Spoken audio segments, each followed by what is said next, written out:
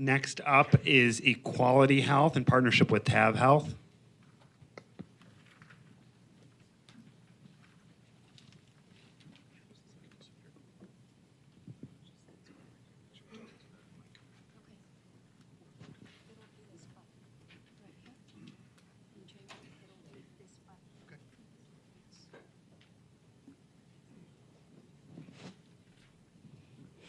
Good afternoon, everyone. My name is Annabelle, and I am joined by Claire and JMO here on the stage. We have limited time today and lots of information to present. During our presentation today, I want you to walk away with 3 things you will hear. Equality Health is an integrated health delivery system providing care through the lens of culture. We manage about 180,000 members currently, and we work with 5 plans here in the state of Arizona. Today, you will hear how Equality Health is not just a network, but also a provider of SDOH and cultural integration, because we know that when we engage ethnic minority populations and vulnerable population, both approaches are necessary. In addition to that, you will hear about the remarkable power of TAVHealth. Mainly, it's 3 attributes of longitudinal study, longitudinal record, privacy infrastructure, and also intra-agency communication. They are truly the engine that are generating social outcomes. And then last but not least, you will hear about how Equality Health packages our SDOH approach into one consolidated portal, which is both social and it's medical. And it allows visibility to providers, care coordination teams, and also the payers into those aspects of SDOH that are typically hidden from the medical record. So I'll go ahead and get started, and I'll tell you about Equality Health Cultural Care Model.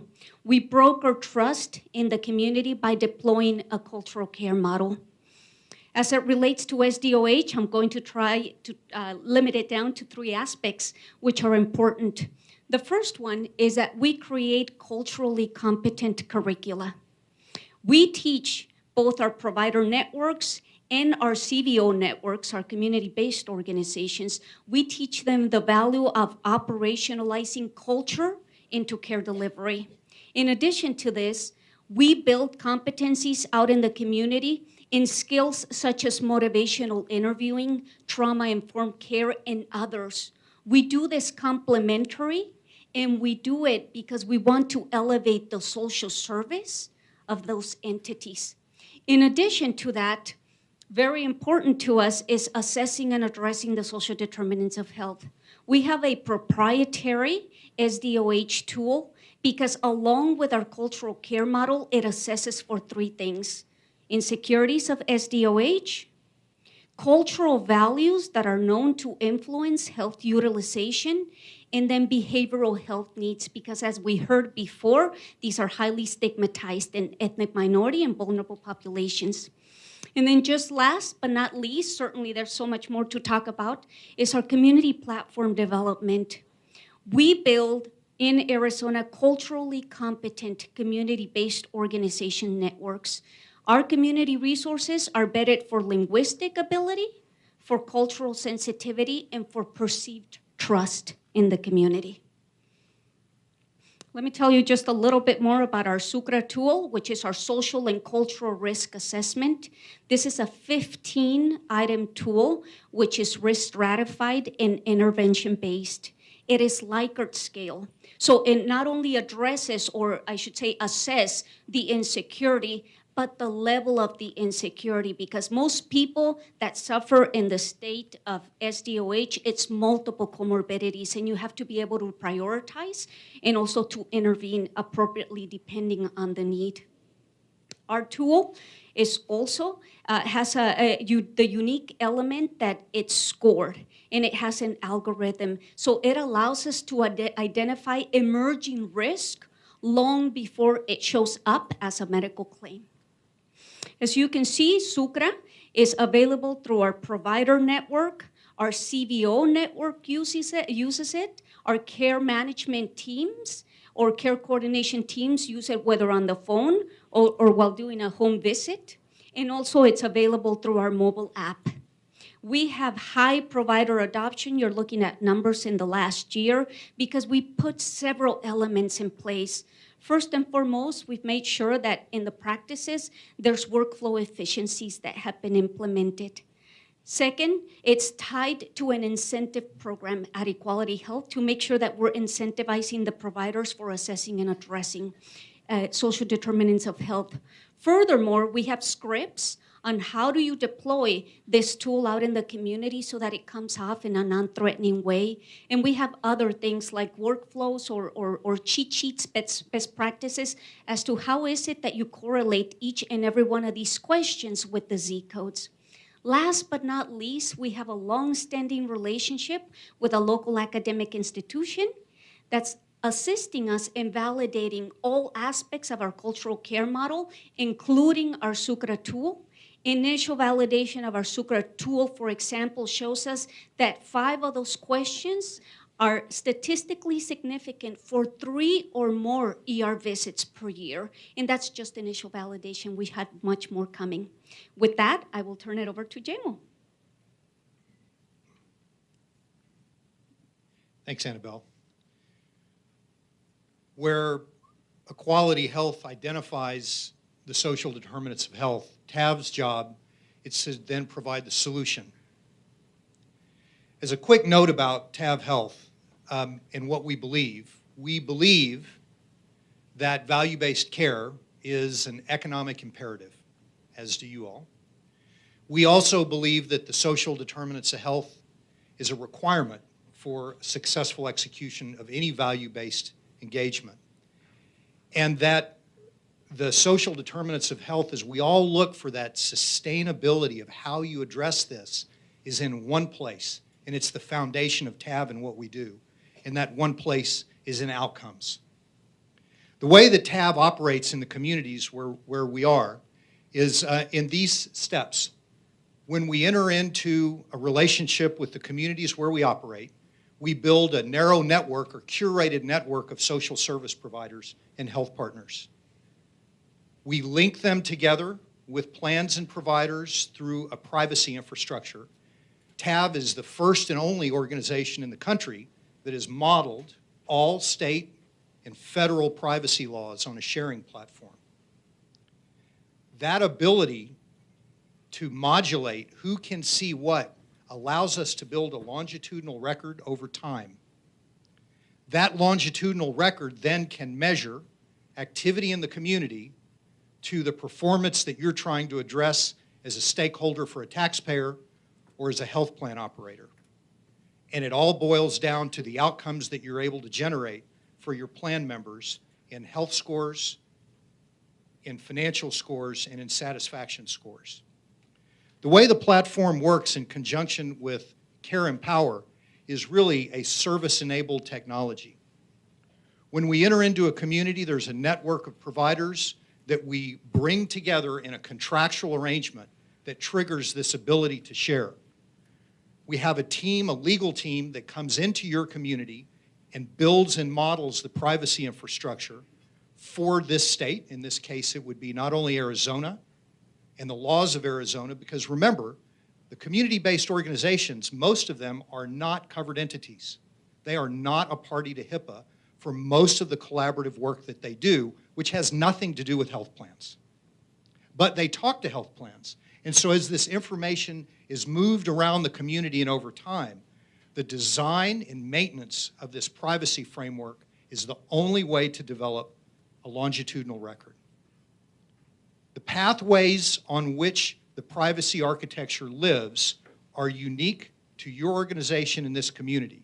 They can be pathways or a series of steps for a food insecurity, for a heart failure readmission program. And our design team works locally, pulling from a library of over 200 pathways that we have today to configure them to the local attributes of what you're trying to accomplish. We also have lists of all the community resources that are outside the narrow network that are contractually related to us and provide insights into real-time data. This real-time data is not claims information. It's not clinical information. It's information about where people are in the community right now. People that in the medical world, where I'm from, we have a terrible saying that we use in charts called lost to follow-up. I'm the one that's lost. These people aren't lost. They know exactly where they are. I just can't see them. So TAV, with its longitudinal record, has the ability to follow people over time, even when plans don't know where they are, don't have contact information, and may only find out where they are when they've entered the emergency room. To that point, and to emphasize this, what TAV has created because of this privacy infrastructure is similar to an electronic medical record that tracks someone over time. We don't use closed loop referrals. Our loops never close. Just like in an electronic medical record, you wouldn't want a primary care provider to open and close a site visit that's now not available to an oncologist who closes their visit, who's now not available to a radiologist that's looking at the x-ray. All of this has to be available over the arc of time, and so like an electronic medical record, we've developed an electronic social record. It all boils down to the P&L of your plans, where we're able to help with redetermination and quality scores that can impact your top line, and ED utilization, readmissions, and care coordinations that impact your cost structure. Privacy, longitudinal records impact your performance. And these are the kind of numbers that you can post when you track people over time. Readmission rates fall, post-acute care spend, site visits, and I will tell you these numbers are not victims to what I call the battle of the actuaries. These are not care manager versus care manager. These are people that are doing work in the community where this work is not otherwise being done, and so when you measure it in your plan, you know it was the result of your community partners. Claire, would you like to talk more about that? Sure, thanks, JMO. All right, so both JMO and Annabelle talked about the work that we're doing at Equality Health to curate networks of high-performing community-based organizations. And for us, this is critically important because at Equality Health, we think about value-based care differently. We've been talking all morning about the impact of social and cultural determinants of health on our members' outcomes. And whether it's 60% or 90% or somewhere in between, it's a huge number. And yet these social and community support organizations are completely lost to what we would to a traditional value-based care model, right? And so for us, we are passionate about integrating those social and community supports into our value-based performance model, and that's where CareEmpower comes in. So for those of you who aren't familiar with CareEmpower already, it's the technology framework that we deploy at Equality Health to support our network providers in improving their value-based performance. Our providers use it for everything from post-discharge follow-up to closing gaps. They use it, to Annabelle's point, to complete a SUCRA. And we have about 80% adoption across the roughly 3,000 providers in our network today. CareEmpower is also something that we've, just as an aside, deployed nationally to support about 20 million members across lines of business. CareEmpower is built on 3 pillars. The first is really about data, and both JMO and Annabelle referenced the importance of data. For us, we are passionate about sharing timely and actionable information with the providers that we serve, and that's claims information, it's data from HealthCurrent, it's now in partnership with JMO, data that we consume from the community, and it's also data that we pull directly from our providers' EHRs. So we're assembling a timely, comprehensive member record for every member in our network. And then from there, we leverage workflow to help providers, community-based organizations, specialists work more cohesively together to serve these members from a whole person perspective. And then the third pillar is about measuring results. So JMO talked about the importance of measuring results in the community. For us, of course, it's just as important for our medical providers. And so CareEmpower as an integrated solution allows us to measure both process and outcomes for the entirety of the care team, whether it's a medical provider or a specialist or a community-based organization. We know exactly what they're doing and exactly how the work that they do leads to outcomes. So I want to just quickly give you a preview of CareEmpower and of actually some new functionality that we'll be deploying into our provider network the second half of this year. And so just going to talk a little bit about our sample member, Delia, here. This is a member who has been identified as emerging medical risk, but who has a SUCRA score that's through the roof. 30 is on the very high end of the spectrum for us. And what you'll see here is that CareEmpower provides a mechanism to, number one, assess for social determinants and cultural determinants of health. Number two, make a referral, and that can be a referral within our narrow network of providers. It can be a referral within our narrow network of community-based organizations. It could be a referral to our care management team. And then number three, to coordinate across that multidisciplinary care team so that we can better serve the member. And one thing that I want to call out on the screen, you'll see here, and JMO spoke to it, we're talking about not only referrals from providers into the community that are sort of traditional closed loop, but also work that the community is doing on behalf of the member that's completely invisible to the plan and to providers today, right? And all of that is visible to the providers and to the payers through CareEmpower. And just in closing, because I think I'm about to get played off here, yep, okay. So you heard us talk about this concept of the new culture of care, which for equality means how can we deliver a whole person value-based performance model to the providers here in Arizona and then ultimately also scale that nationally, right? So Annabelle talked about the tools that we make available to our providers to help them assess and understand social and community determinants of health. You heard JMO talk about the work that we're doing together to develop these narrow networks of high-performing community-based organizations. And then ultimately, CareEmpower is the technical framework that brings it all together. So enabling payers, providers, and the community to share in the responsibility of supporting these members from a whole person standpoint, and then ultimately to scale that. Thank you.